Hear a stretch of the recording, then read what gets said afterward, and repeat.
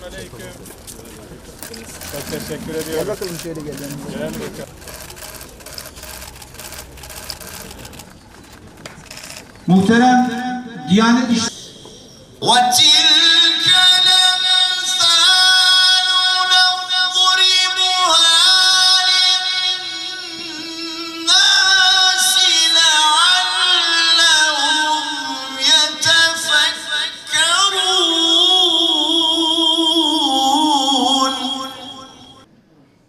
Bismillahirrahmanirrahim. Elhamdülillahi Rabbil alemin. En hayırlı merasimdeyiz. Hafızlık merasimi. Hafızlık icazetname merasimi. Bunu Efendimiz Aleyhisselatü Vesselam'ın şu mübarek hadisi şerifine dayandırarak söylüyorum. Buyuruyor ki Efendimiz, hayrukum men taallemel Kur'ane ve allemehu. Sizin en hayırlınız Kur'an'ı öğrenenleriniz ve öğretenlerinizdir. En hayırlı olan Kur'an'ı öğrenen ve öğreten kardeşlerimizin bulunduğu yerdeki merasim de en hayırlı merasimdir. Öncelikle hafızlarımızı tebrik ediyorum. Rabbimiz buyuruyor ki, Estaizu billah, İnna nahnu nezzelne zikra ve inna lehu lehafizun. Şüphesiz muhakkak Kur'an'ı biz indirdik ve onu muhafaza edecek olan da biziz. Rabbimiz böyle buyuruyor. Kur'an indiği andan itibaren günümüze kadar noktası değişmeden muhafaza edilerek devam etmiştir.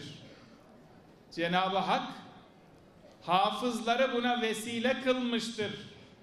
Demek ki Kur'an'ın korunmasında en büyük vasıta hafızlarımızdır. Aziz kardeşlerim, Kur'an baş tacımız. Kur'an yeryüzünü karanlıklardan aydınlığa çıkarmak için Efendimiz Aleyhisselatü Vesselam'a gönderilen en büyük mucize. Efendimiz Aleyhisselatü Vesselam en büyük mucize olarak Kur'an'ı getirmiştir bütün insanlığa. 23 sene boyunca Kur'an-ı Kerim'i ulaştırabileceği her noktaya ulaştırmaya gayret etti. 23 senenin sonunda Arafat'ta veda hutbesinde bize bir şeyi emanet etti. Peygamber Efendimiz şöyle buyurdu. Teraktu fikum emrayni. Size iki şeyi emanet bıraktım. Len tadillu ma temessektum bihime. Bu iki şeye sarıldığınız sürece yolunuzu şaşırmazsınız. Kitaballahi ve sünnet-i nebiyyi. Bunlardan birisi Allah'ın kitabı, diğeri de peygamberinin sünneti. İşte bizim üzerimizde emanet. Allah'ın kitabını Efendimiz Aleyhisselatü Vesselam'ın bıraktığı yerden onun ashabı, arkadaşları aldılar. Binlerce, on binlerce kilometre uzaklara kadar gidip insanları aydınlattılar. İslam'a davet ettiler. Tebliğ ettiler. Kurtuluş İslam'dadır.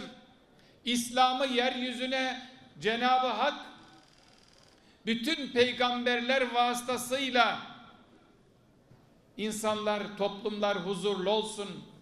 Toplumlar birbirleriyle iyi geçinsinler. Adil olsunlar. Birbirlerine buğz etmesinler. Birbirlerine zulmetmesinler. Birbirlerine kötülük etmesinler. Bunun için Hazreti Adem'den itibaren Hazreti Muhammed Aleyhisselatü Vesselam Efendimiz'e kadar bütün peygamberlerin getirdiği dinin adıdır İslam. Bu merasimimizin hayırlara vesile olmasını Cenab-ı Hak'tan niyaz ediyorum. Katılımınızdan, dinlediğinizden dolayı Hepinize şükranlarımı arz ediyorum. Allah'a emanet olun.